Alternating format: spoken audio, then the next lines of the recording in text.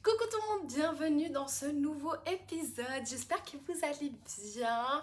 Ceci est le 8e épisode, donc ça fait actuellement 2 mois que je fais ce podcast et je suis trop contente parce que j'ai bien tenu. Donc voilà pour la suite.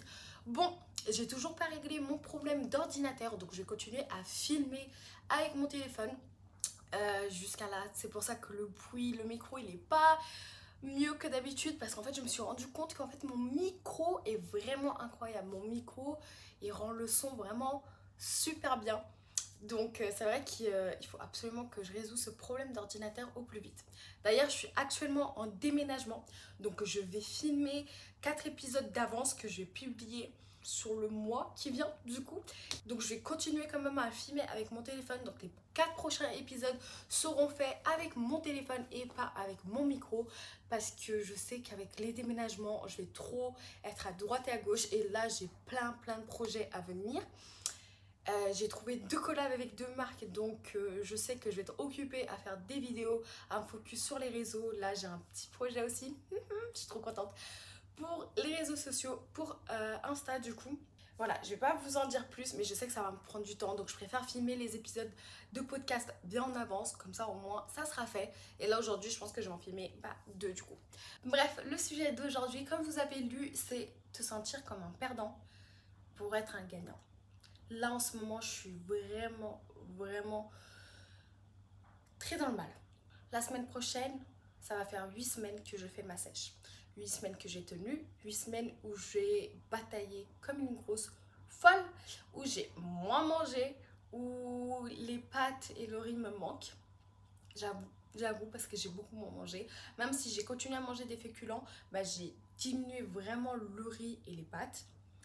Où je me suis entraînée vraiment beaucoup. La seule fois où je me suis pas entraînée beaucoup, c'était quand je me suis occupée de mon événement, et même comme ça je m'étais entraînée 2 fois. Donc mon corps là je me sens fatiguée, j'ai aucune motivation, j'ai aucune énergie. Là pour faire ce podcast c'était dur. J'ai dû prendre une douche, me maquiller, m'habiller pour me filmer en fait, mais j'étais tellement fatiguée. Je me réveille sans cesse, sans aucune motivation, aucune envie de rien faire, et c'est rare, très rare, parce que je me réveille tous les jours avec des envies incroyables de tout faire. Moi le matin c'est là où j'ai le plus d'énergie, je pourrais me taper un sprint, je pourrais faire un sprint, revenir, faire un marathon, un triathlon, tout ce que tu veux le matin, mais là j'ai aucune énergie, je me sens fatiguée, je suis épuisée. Et en fait le problème c'est que je suis tellement fatiguée, ça fait que je me blesse beaucoup plus vite au sport. Je suis allée courir, je me suis blessée au genou. Alors que ça m'est jamais arrivé. Surtout qu'il faut savoir que j'ai beaucoup squatté pendant ma période de power. Et je n'ai jamais eu un moment mal au genou. Parce que je faisais beaucoup de mobilité, d'exercices pour mes genoux. J'ai jamais eu mal. Et là, comme par hasard, j'ai eu mal. En fait, mon corps est tellement fatigué qu'il se blesse beaucoup, trop vite. Et ça, je sais que c'est dû fait à trop les charges mentales. Parce que quand j'ai décidé de déménager, je savais que j'avais mon événement à faire. Et je me suis dit, non, je peux tout faire en même temps. De base, je voulais partir le 9, mon événement le 7. Non mais la fille complètement folle. Genre je voulais vraiment partir, et Dieu merci je pars quelques jours plus tard. Mais le fait que je laisse pas mon corps se guérir et se reposer, ça crée aussi plus de fatigue mentale. Je suis très fatiguée parce que j'ai l'événement à préparer et j'ai aussi le déménagement tout au même temps. Du coup, ça m'épuise et j'ai envie de rien faire. C'est tellement dur de trouver cette motivation toute seule. Parce qu'en soi, c'est moi-même ma propre motivation. Je me réveille le matin, il n'y a que moi qui peux me dire, il faut que tu te lèves, tu as des goals à accomplir, tu as des choses à faire. Et parfois, j'ai vraiment l'impression que je n'ai pas vraiment à qui parler de ça. Et la seule personne à qui je peux vraiment en parler, actuellement, elle est en vacances. Donc je peux pas l'appeler et lui dire, écoute, je veux t'embêter, il me faut 30 minutes de ton temps, s'il te plaît, parce que j'ai vraiment besoin de te parler. Il y a plein de choses que j'ai envie de te dire. En fait, on nous a jamais dit que être entrepreneur, ça allait être facile.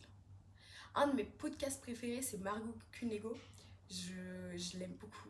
Alors je l'ai connue il y a vraiment pas si longtemps que ça, je pense il y a 3 4 mois en arrière. Et Margot, elle nous partage dans ces épisodes toute sa vie d'entrepreneuse. Genre ses bas, ses points forts et ses points faibles. Le moment où elle a vraiment connu plein de succès et le moment où elle a connu vraiment l'échec en fait. L'échec complètement. Et du coup, j'aime beaucoup ce qu'elle partage, j'aime beaucoup sa façon de voir les choses. Et je me suis dit, moi aussi, quand j'ai créé le podcast, c'était vraiment pour être comme un journal intime, pour pouvoir dire tout ce que j'ai sur le cœur et pas me sentir jugée. Parce que, en soi, si t'as pas envie d'écouter mon podcast, tu l'écoutes pas. Tu zappes, au pire, tu t'ouvres même pas la vidéo. Alors que sur Insta ou TikTok, ça peut. Si j'apparais pour toi, ça va être plus facile pour toi de me juger, d'écrire un commentaire méchant parce que tu diras la facilité. J'aime pas ta vidéo, tu vas me dire j'aime pas ta vidéo. Bah, ok, sur YouTube, pour que tu cliques sur ma vidéo et que t'aimes pas, au pire zap, mais t'as pas besoin d'écrire un truc méchant. Voilà. Et même pour écouter mon podcast, c'est pareil, c'est la même chose. Et, et je le savais. Je savais que quand j'ai choisi la voie d'être entrepreneuse, de me dire, ok, entreprendre, ça va pas être facile. Cette voie d'entreprendre quelque chose, de te dire, ok, Maria, t'as des buts dans ta vie, t'as des goals, il faut que tu accomplisses, il faut que tu fasses quelque chose de ta vie. En fait, t'as ça à faire. Mais parfois, c'est tellement dur de trouver ce pic-là. Parce qu'en fait, vu que je sais que je déménage, c'est comme si je me disais non, non, mais c'est bon. La semaine prochaine, à partir de la semaine prochaine, tout sera différent. Par exemple, là, je me suis pas fait les ongles. Déjà, ça m'enlève ma personnalité, je trouve. Je me dis non, mais c'est bon. La semaine prochaine, tu vas le faire. En fait, c'est une question de patience. Et cette année, Dieu m'a tellement appris à être patiente que je me dis, mais Maria, t'as déjà appris à être patiente, pourquoi tu l'es pas encore? Pourquoi tu continues à tout vouloir trop vite? Et en vrai, de vrai, là, j'ai juste envie que ça se finisse. Là, j'ai juste envie, c'est de prendre l'avion, de me casser, de déménager, parce que j'en ai trop marre d'être là, de rester là. Et comme si, en fait, je stagnais. Parce que du coup, je trouve aucune motivation, je suis fatiguée, je suis blessée. Je suis blessée dans mon corps, en fait. Et ça m'empêche de faire des choses. Du coup, ça m'empêche d'aller à la salle, je peux pas m'entraîner. Et puis, même ce matin, quand je suis allée au kiné, il m'a dit, mais t'as pris du repos? T'as pris du repos un peu? Je suis là, non, j'ai pas pris de repos. Je lui dis, mais monsieur, j'ai trop de choses, un futur à bâtir, j'ai pas le temps de prendre du repos. Il m'a dit, mais ton corps, c'est ton véhicule. Si tu prends pas soin, t'auras pas de futur. Et je me suis dit, mais c'est vrai, enfin, faut que je le bâtisse ce futur à moi. Faut que je fasse quelque chose de bien.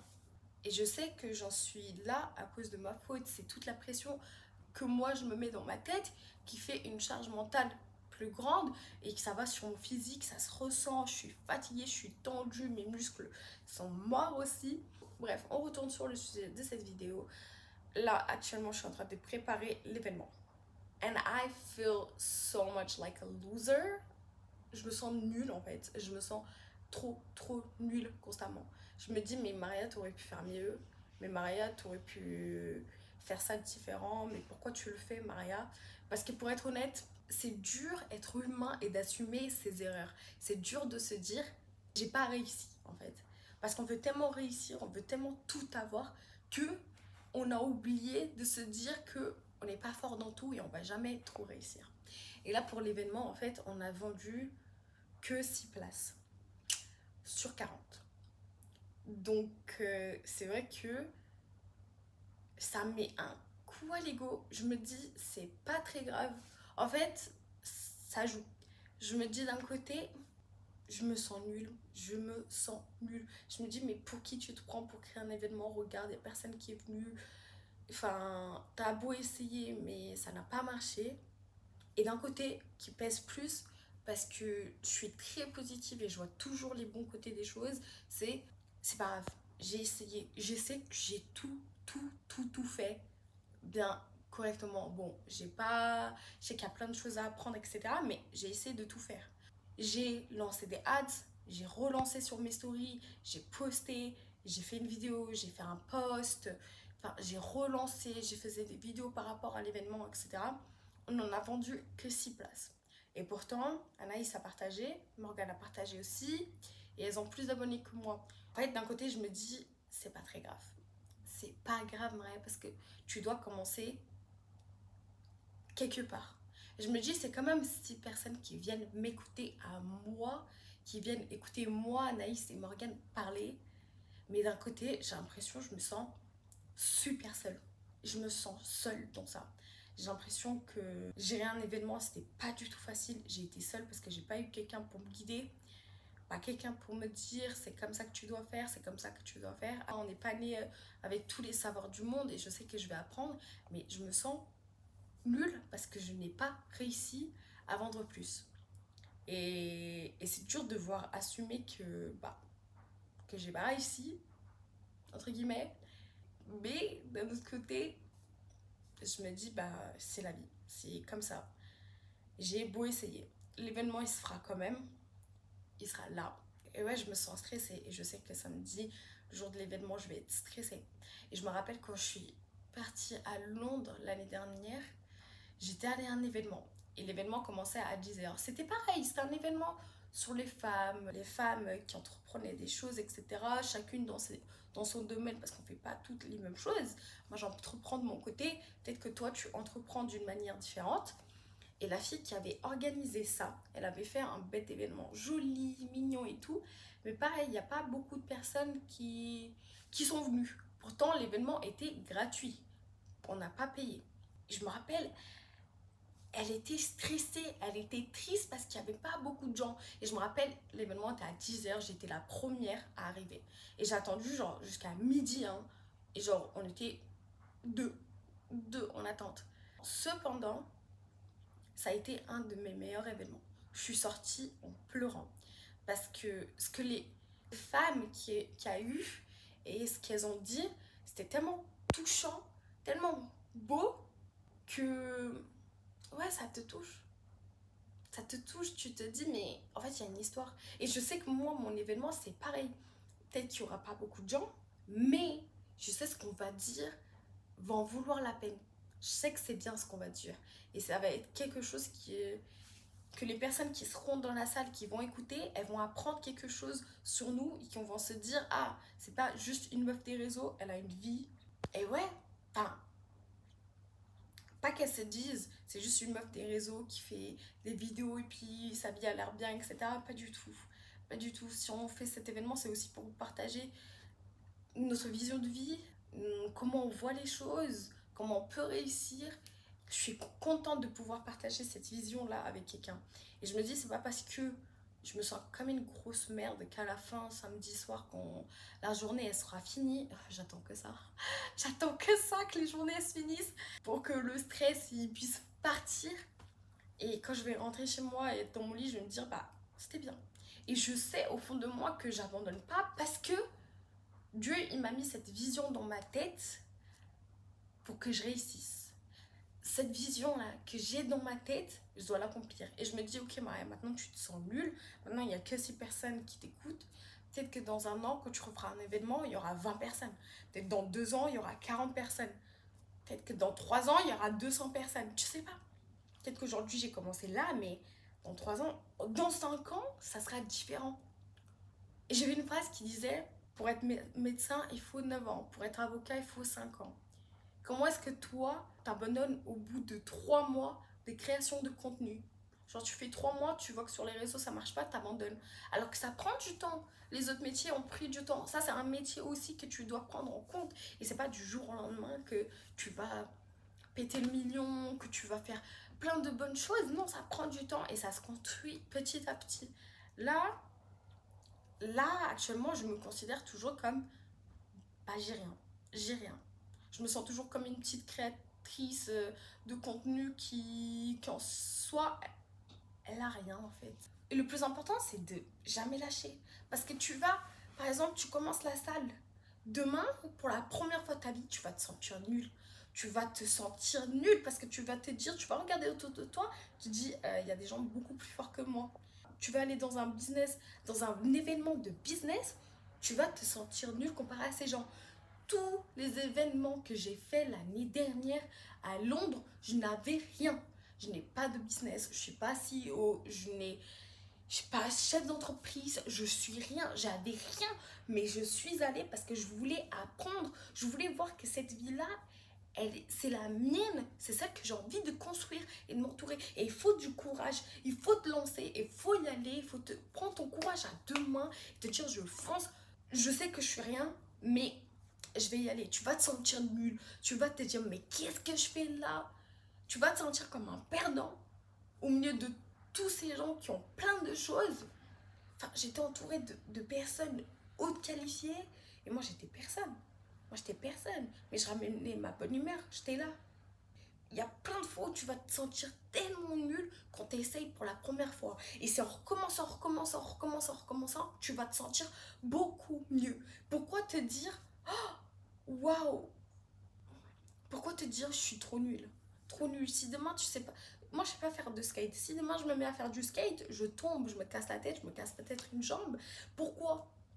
Parce que j'en ai jamais fait de ma vie et je vais me sentir nulle comparé à tous ceux qui font du skate.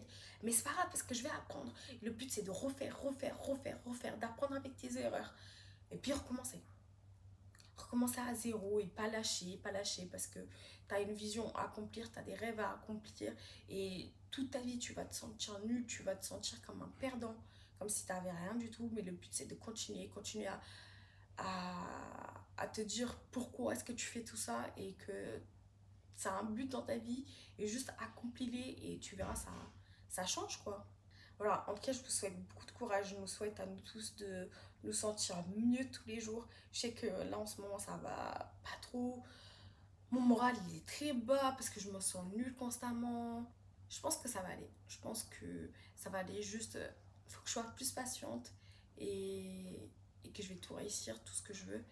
Tant que moi, je fais en sorte d'aller dans le bon chemin et d'être patiente, d'être calme, que ça va arriver, d'être bien entourée et d'arrêter de penser que je suis seule. Et puis, même si je suis grave fatiguée, je vais essayer de rester disciplinée, d'y aller parce qu'il ne faut pas que vous laissez votre humeur vous empêcher de faire ce que vous devez faire. Parce qu'être entrepreneur, c'est dur, hein, parce qu'on n'a pas de patron.